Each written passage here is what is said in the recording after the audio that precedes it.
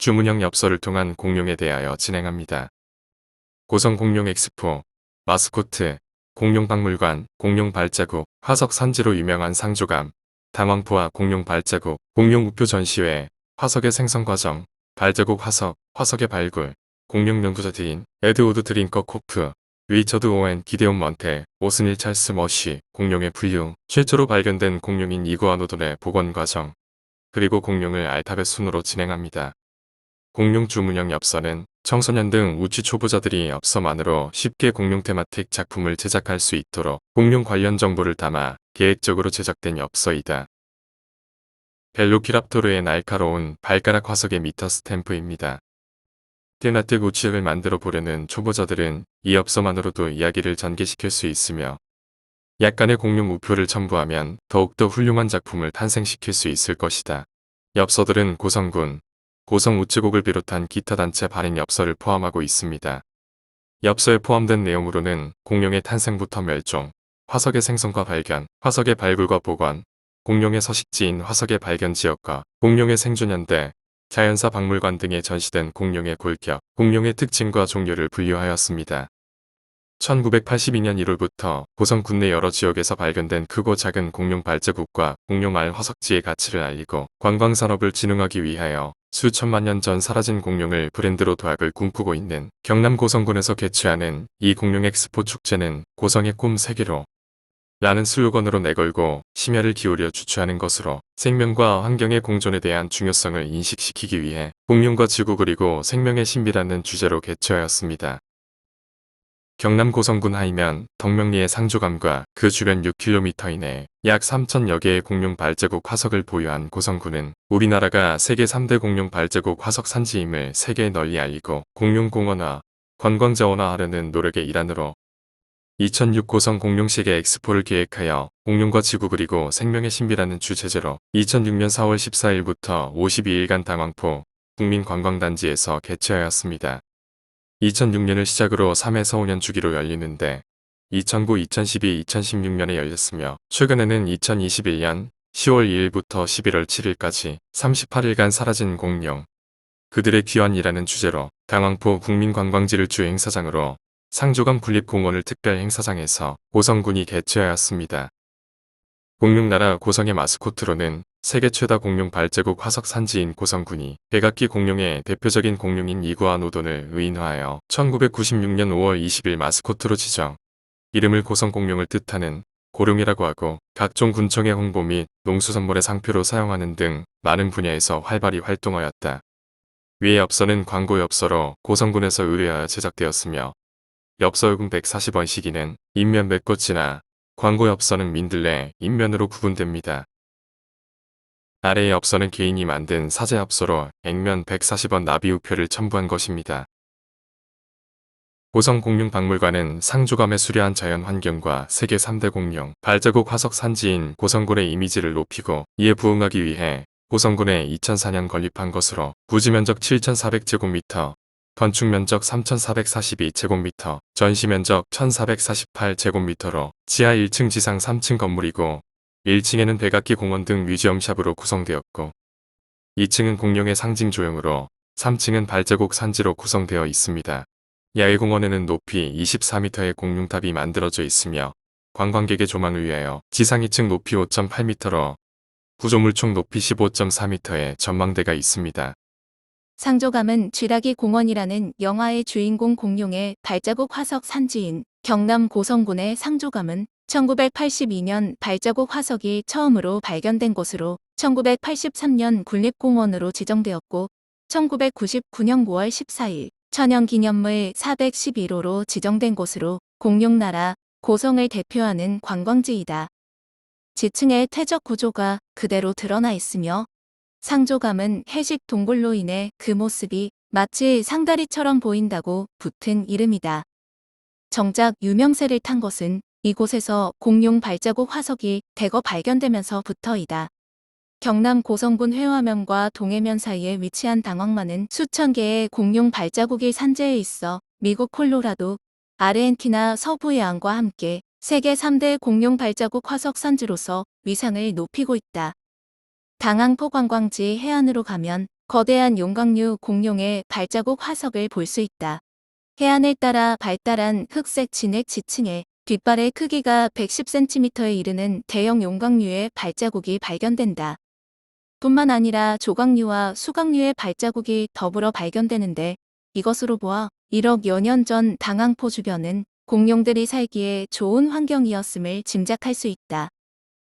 공룡나라 고성군이 주관해온 공룡나라 축제 때마다 우표 전시회는 매년 있었지만 정식 공룡 우표 전시회는 2004년 4월 상조감 청소년 수련관에서 있었던 세계 공룡 우표 전시회가 처음이었고 2006년 경남 고성 공룡 엑스포 축제 기념으로 업그레이드된 세계 공룡 우표 전시회가 행사장의 주재관 1층에서 열린 것이 두 번째이다.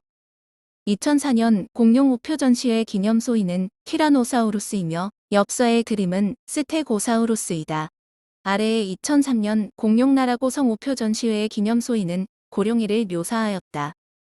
화석의 생성 과정을 보면 한 공룡이 진액이나 모래가 많은 강둑에서 죽었다고 가정하면 그 공룡의 살은 다른 육식 공룡에게 뜯어먹히거나 썩어 없어지고 세월이 지나면서 뼈는 진액 속에 묻히고 진액은 광물질로 말미암아 서서히 단단한 암석으로 변해간다. 뼈 속의 광물질도 역시 암석으로 변하여 화석이 된다. 공룡 화석이 발견되는 지층의 다양한 양상을 보여주고 있다. 공룡의 발자국 화석은 전 세계 여러 곳에서 발견되고 있지만 화석뼈보다는 드물다. 그리고 발자국만으로 어떤 공룡인지 밝혀내는 것이 쉽지는 않지만 대부분의 학자들에 의해 밝혀지고 있다. 용광류와 수각류의 발자국은 서로 다르다. 용광류의 발은 둥글거나 타원형인 반면 수각류의 발자국은 새의 발처럼 발가락이 길다. 발자국만으로 어떤 종인지 가리기 힘들기 때문에 발자국에 고유 학명을 붙이는 경우가 많다. 각각은 용반류와 수각류의 발자국 화석이다. 공룡 화석은 우연히 발견되기도 하지만 대부분은 화석이 나올 만한 암석이 어떤 종류인지 얼마나 오래된 암석인지 알고 있는 과학자팀에 의해 발견된다. 설사 공룡 화석을 찾았다 해도 발굴하는 데에는 수년이 걸리는 게 보통이다. 화석을 발굴하는 모습이며 화석을 발굴하기 위한 다양한 도구들을 보여주고 있다.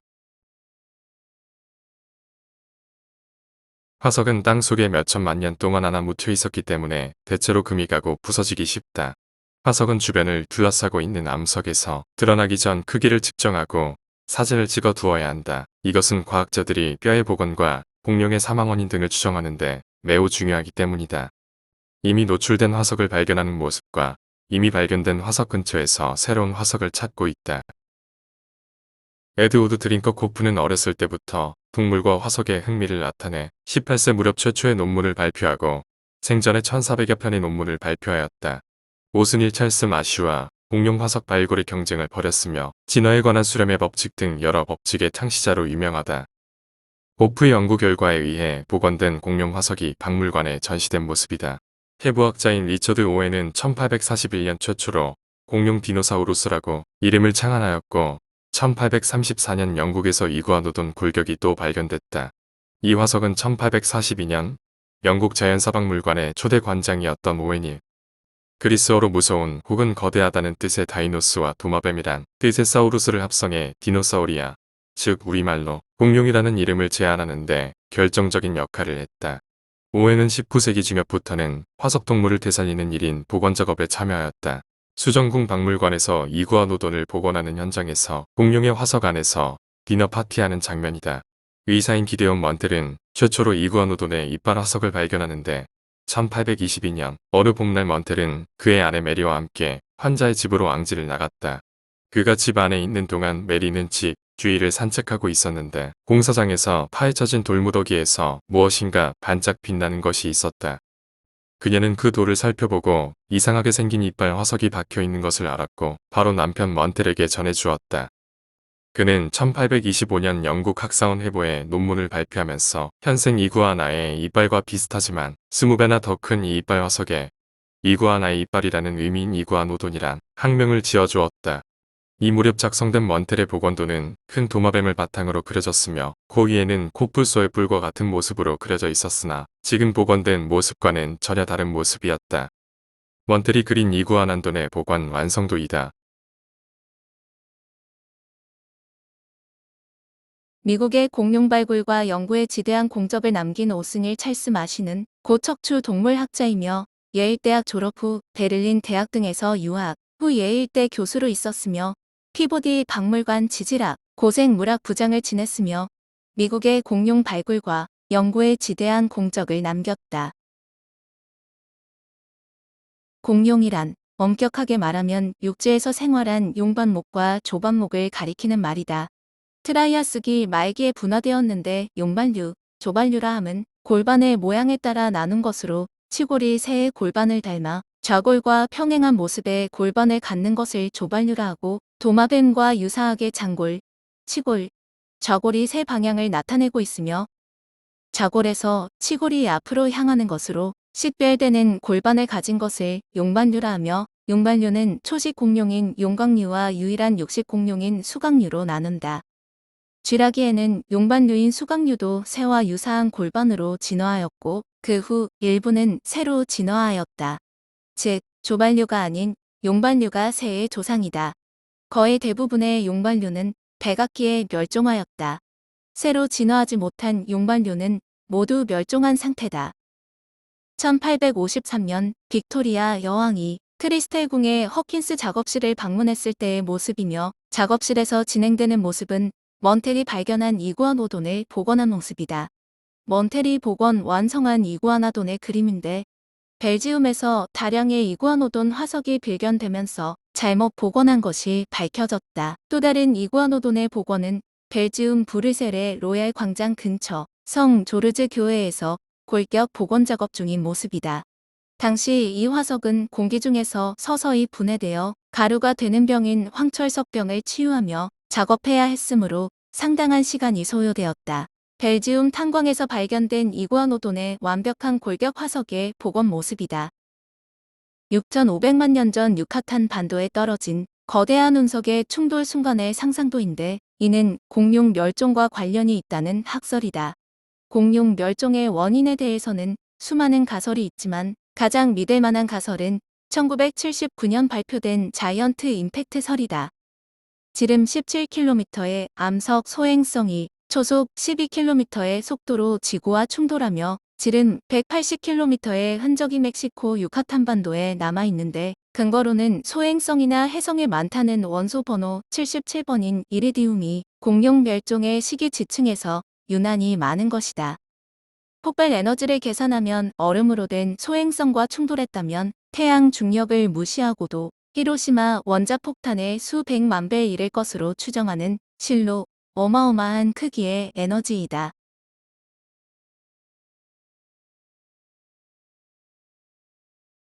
자이언트 임팩트를 끝으로 공룡에 대한 일반적인 내용을 마감하고 다음 편부터는 각각의 공룡의 특징들을 보겠습니다. 다음 편을 기대해 주세요.